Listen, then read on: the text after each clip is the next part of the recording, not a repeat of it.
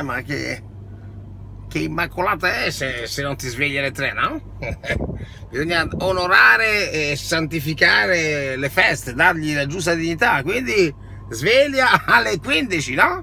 E allora con tutta la massima calma, perché queste giornate di festa, the mother of all bridges, sarebbe il padre di tutti i ponti, ma Immacolata è la madre, per definizione. La madre di tutti i ponti, c'è un po' di confusione maschile e femminile, d'altronde qua insomma siamo in ambito divino.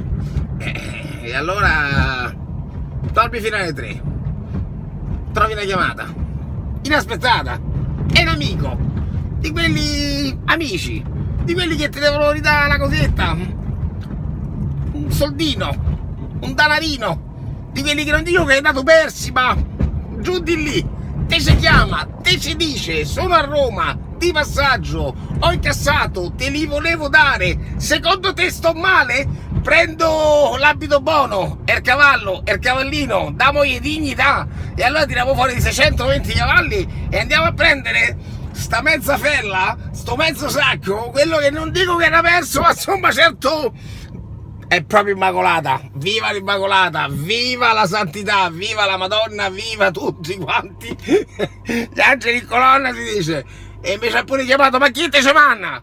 Dormito fino alle 3, prendo il cavallino, vado a incassare mezza fella e me ne vado a cena con un amico. Secondo te sto male? Ma viva la vita, ma tutta la vita.